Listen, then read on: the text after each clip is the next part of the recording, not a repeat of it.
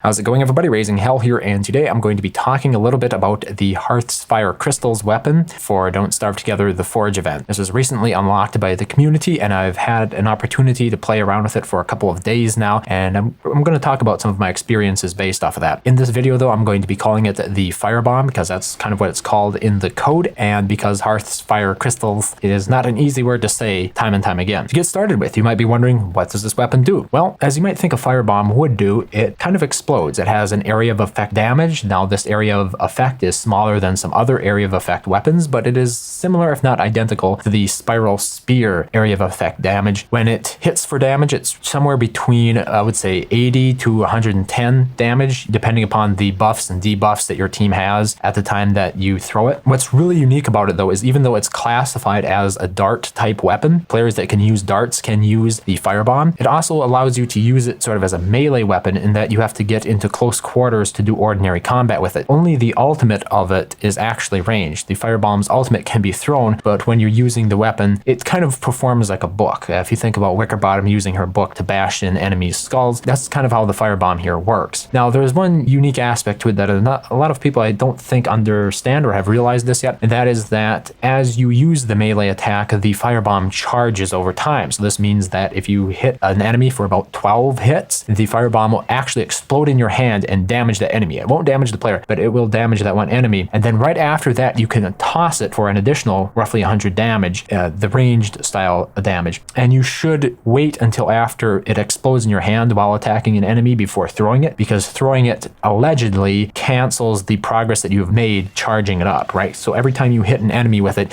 it's sort of gradually charging up, and once it's fully charged, it'll explode in your hand unless you throw it first. If you throw it first, you won't have that opportunity to gain that extra damage from having it explode in your hand. Now, at first, this seemed like a bit of a mediocre weapon to me. It has some very specific use cases, but I think in particular, a lot of people had been wanting to use it with Willow, because Willow is oftentimes now used as sort of the mage using the fire staff or infernal staff, whichever you want to call it. But I don't think it's a good weapon for Willow, despite the fact that she does have an increased damage bonus when using it, but only for the proc effect, which is basically, like I said, once you use it 12 times and it explodes in your hand. So she has a damage bonus from that damage, and then from the actual ultimate attack. So when you actually toss it up in the air and it lands on the ground and explodes and damages enemies, both of those she buffs. But the problem is she's just a better character on darts. She's ranged to begin with. You don't really want her in their close quarters combat, and you don't want to be switching back and forth between weapons. One of the things that I've seen some people do who try to play Willow is they're constantly swapping between either the fire staff and the bombs or the darts, and it takes time just to switch. You could have been doing much more damage simply by like spam clicking between two enemies or something with darts or with the fire staff. So I don't think Willow is a good use case for the Firebomb here. I do, however, think Wigfrid is the perfect candidate here. Now, most teams will have a Wigfrid because she buffs the team occasionally,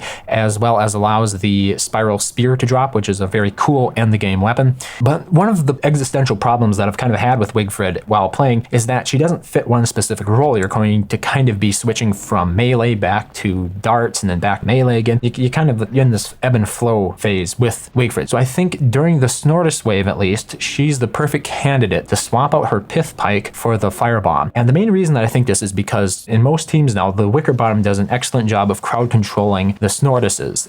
In general, she can keep them petrified or she can be sleeping them. So it allows the team as a whole to concentrate on just one, which makes the value of the Pith Pike's ultimate, flipping Snortuses over, less valuable. And instead, the Firebomb starts to really shine in this wave, because since Wigfrid is going to be in close quarters combat anyway, she can now break the Snortus's defenses a lot faster. So when playing with a lot of teams, it commonly happens where all of the team members sort of cast their ultimate at the same time to break the same Snortus. I know this is bad coordination, but it's very common. With the Firebomb, the recharge on it is just so fast for its ultimate that you'll be able to break Snortuses as quickly as they're able to defend themselves, as quickly as they throw up their guards, which allows her to help the team really speed through the Snortus round. This is a weapon that will be more useful to newer players, but I think I'll be using it still even on more advanced teams that are not having troubles getting through the Snortus wave quickly, because it ultimately will do more potential damage as opposed to darts or Wigfrid's standard Pith Pike, provided, of course, you charge it up and let it explode in hand, as I've mentioned before, and then also toss it right afterwards. So the Firebomb is most certainly a a situational weapon, and I don't think every character is as effective at using it as others. The meta that I've currently come to love is at least using the firebomb during the Snortus wave in the Forge when playing as Wigfrid. I don't think other DPS characters like Wilson, Weber, or Willow should use it because it interrupts the actual damage that they can do because they're constantly switching between it and a ranged weapon, and that's why its use kind of falls, in my opinion, to Wigfrid by default. Now, as with any other early assessment of a new item or weapon in game, it's likely some very clever person will come along with a much more synergistic use for this weapon in particular. So who knows, by the end of this event, my opinion on the firebomb may have shifted significantly, but at the moment anyway, this is the meta that I've been using and intend to continue using until something better comes along. So I hope this gave you some ideas for how to use the firebombs in your games going forward. Thank you very much for watching as always, and I'll see you next time.